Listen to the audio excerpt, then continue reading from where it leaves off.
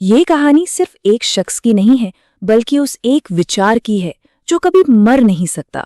तो चलिए जानते हैं भगत सिंह की कहानी, जो एक इंसान से कहीं ज्यादा एक अमर विचार बन गए। तारीख थी 23 मार्च 1931।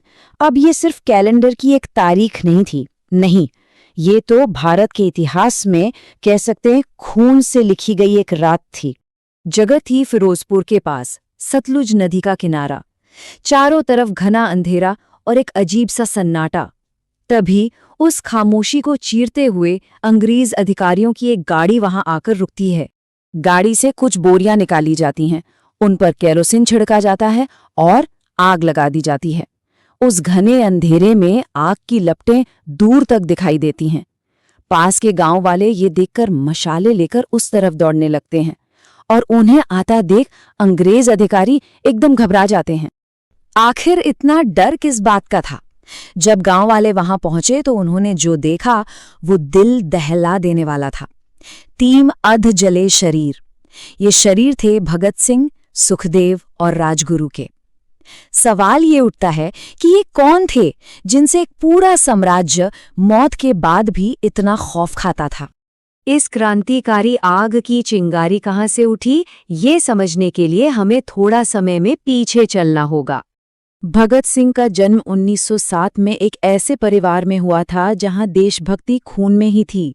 महज 12 साल की उम्र में जलियांवाला बाग नरसंहार ने उनके मन पर एक बहुत गहरा असर डाला। फिर लाहौर के नेशनल कॉलेज ने उस आग को एक दिशा दी और देखते ही देखते वो हिंदुस्तान रिपब्लिकन एसोसिएशन के एक बड़े लीडर बन गए। उनके क्रांतिकारी होने के संकेत तो बचपन से ही मिलने लगे थे।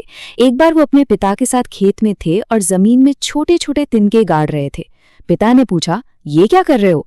तो उनका जवाब था, पिताजी, मैं बंदूकें बो रहा हूँ। सोचिए, इतनी छोटी उम्र में ये सोच, ये उनके असाधारण भविष्य का एक इशारा था। जलियांवाला बाग हत्याकांड के बाद की बात है ये। 12 साल का लड़का अपने घर से 12 मील पैदल चलकर उस जगह पहुंचता है। वहां शहीदों के खून से सनी मिट्टी को हाथ में उठाता है और कसम खाता है कि जब तक देश आजाद नहीं होगा वो चैन से नहीं बैठेगा। चलिए अब बात करते हैं उनके उन कामों की जो सिर्फ हिंसा नहीं थे, बल्कि अंग्रेजी हुकूमत के लिए एक सोची समझी चुनौती थे, एक पैगाम थे। मकसद था लाला लाजपत राय की मौत का बदला लेना और निशाना था जेम्स स्कॉट, वही अफसर जिसने लाठीचार्ज का ऑर्डर दिया था। लेकिन हुआ ये कि पहचानने में एक छोटी सी चूक हो गई और गोली जॉन सॉन्डर्स को लग गई। पर यह सिर्फ बदला नहीं था, ये एक ऐलान था, एक संदेश था कि भारत अब और चुप नहीं बैठने वाला। और इसके बाद हुआ दिल्ली की सेंट्रल असेंबली में बम धमाका। यहाँ एक बात समझनी बहुत जरूरी है, इसका मकसद किसी की जान लेना बिल्कुल नहीं था। जैसा कि भगत सिंह ने खुद कहा, बहरों को सुनाने के लिए एक जोरदार धमाके की जरूरत होती है। वो बस अपनी आवाज, अपनी बात पूरे देश तक पहुंचाना चाहते थे। और यहीं से कहानी एक नया मोड़ लेती है। अब ये शारीरिक विद्रोह से एक वैचारिक क्रांति की ओर मुड़ जाती है, जहां हथियार से ज्यादा ताकतवर उनके विचार बन जाते हैं। सोचिए जरा, असेंबली में बम फेंकने के बाद भगत सिंह और बटुकेश्वर दत्त के पास भागने का पूरा मौका था। वो चाहते तो आराम से निकल सकते थे, लेकिन उन्होंने ऐसा नहीं किया। उन्होंने जानबूझकर अपनी गिरफ्तारी दी। सवाल ये उठता है कि आखिर क्यों? क्योंकि उनका असली हथियार बम नहीं, बल्कि उनके विचार थे।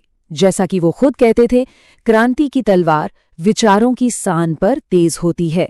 असल में वो अदालत को अपना मंच बनाना चाहते थे, ताकि उनके विचार पूरे भारत में आग की तरह फैल जाएं।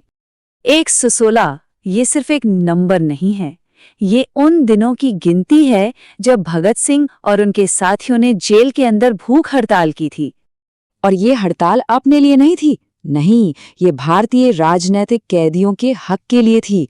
वो बेहतर खाना, पढ़ने के लिए किताबें और बराबरी का दर्जा मांग रहे थे। और पूरे 116 दिनों के अनशन के बाद अंग्रेज सरकार को उनके फौलादी इरादों के आगे झुकना ही पड़ा। और अब हम कहानी के उस हिस्से पर आते हैं जो उनकी शहादत और उस अमर विरासत की बात करता है, जो वो हमारे लिए छोड़ गए। अंग्रेज सरकार भगत सिंह के नाम से इतना ज्यादा डरती थी कि उन्होंने अपने ही बनाए कानून तोड़ दिए। फांसी का वक्त 24 मार्च की सुबह तय हुआ था, लेकिन लोगों के गुस्से और विद्रोह के डर से उन्हें 11 घंटे पहले 23 मार्च की शाम को ही फांसी दे दी गई। उनके आखिरी पलों का ये किस्सा उनकी शख्सियत को बयां करता है। जब जेलर उन्हें फांसी के लिए बुलाने आया तो वो लेनिन पर एक किताब पढ़ रहे थे। उन्होंने कहा, ठहरो, एक क्रांतिकारी दूसरे क्रांतिकारी से मिल रहा है। विचारों के लिए उनकी दीवानगी आखिरी सांस तक कायम रही। अंग्रेज हुकूमत ने भगत सिंह के शरीर को तो खत्म कर दिया, लेकिन वो उनके विचार को नहीं मार सके। सच तो यह है कि उनकी शहादत ने उस विचार को पहले से भी कई ज्यादा शक्तिशाली बना दिया, वो विचार जो आज भी जिंदा है। आज हम भगत सिंह की तस्वीरें लगाते हैं, उनके नाम के नारे लगाते हैं, लेकिन क्या हम उस सोच को, उस विचार को समझते हैं जिसे उन्होंने इतना मशहूर किया? इनकलाब सिर्फ एक नारा नहीं है, ये एक जिम्मेदारी है। सवाल पूछने की जिम्मेदारी, अन्याय के खिलाफ खड़े होने की जिम्मेदारी। शहीद कभी मरते नहीं, वो हमेशा के लिए एक विचार बन जाते हैं।